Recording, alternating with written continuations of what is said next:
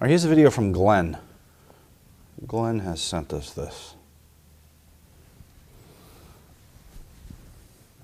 Hi, Bambiro. My name is Glenn. How come you never worked for Vince McMahon? Thank you. You're welcome. Oh my God. Do people see this? Do you put this in? Yeah. Oh my God. Okay. He had a penis in his neck. That was a vibrator, come on. Vince, no McMahon?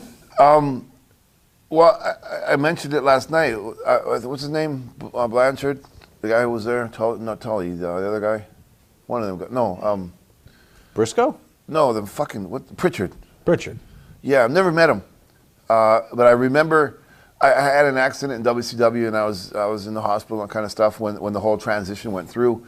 And I phoned WWE and Pritchard said that they couldn't use me in the creative, couldn't think of anything to do with my character, and they let me go. Nonetheless, Philip Anderson says, "Hi Vamp, how do you feel by being in the top 10 superstars never to compete in WWE by WWE.com?" They did a poll, I guess, and you appeared in the top 10. Well, voted by the fans. It's strange. I'm begging my lawyer to do it, and he's taking his time. It's fucking weird that on every TV show that they have on their classics or whatever, it's always Vampiro versus somebody. Or on every goddamn video game they have for the last 14 years, I'm the most played hidden character. I didn't know about all that. You're getting paid clearly, aren't you? I ain't getting shit. You're kidding. So we are mounting a big lawsuit about that because you owe me some money, motherfucker. All right. Ramsey from Montreal says, in Shane Douglas's U-Shoot, he spoke about how wrestling promotions in America weren't initially accepting of your character gimmick and why your personality ego might have had something to do with it. Let's see what Shane said when he was here. Yeah, because I didn't have an ego. I like Vamp. He's a different kind of character, and I think in wrestling, even though he's like at the ladder, and I just heard that he had retired or something, but he brought something different to the game that the business wasn't here in the States wasn't accepting of, and I think they could have done some really cool things with that character. And then you see later, versions of a Gangrel or whatever, but Vamp had been doing that for years before that, and it's funny to me, on the wrestling business, somebody will say, well, he didn't get pushed because of his personality. Well, everyone in this business has a personality, and most of us have large egos, or we wouldn't be in this business. But it's funny to me how it gets selectively chosen. You've got an ego, so you're an asshole, but I got an ego, and that's okay. It's, I've always thought Vamp had, something good to offer in wrestling. Man, I had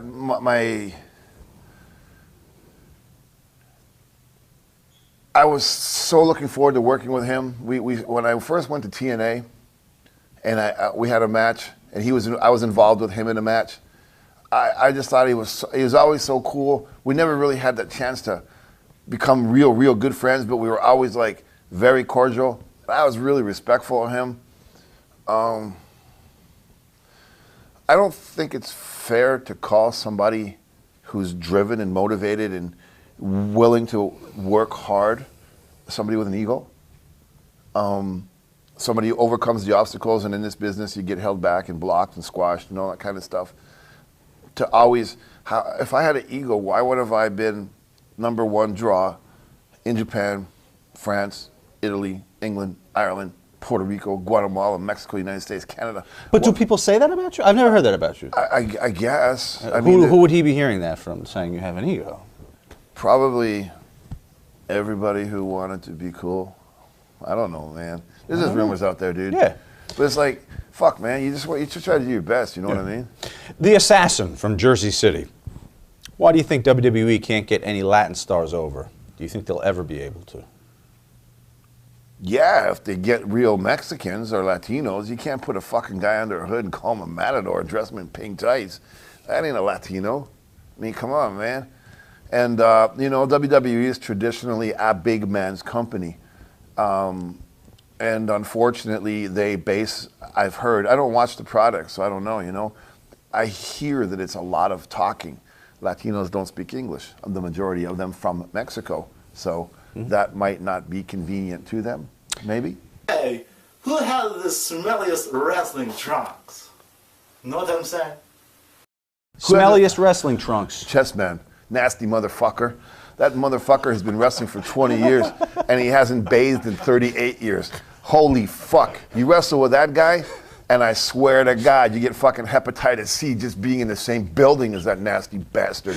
It is fucking gross, bro. It is gross. Rich Gmail says, "Do you ever shit your pants or throw up during a match?" No, just when I was getting married. Still married? No. Okay. Should have listened to you. Did I ever shit my pants or throw up? During a match, yeah. No. No.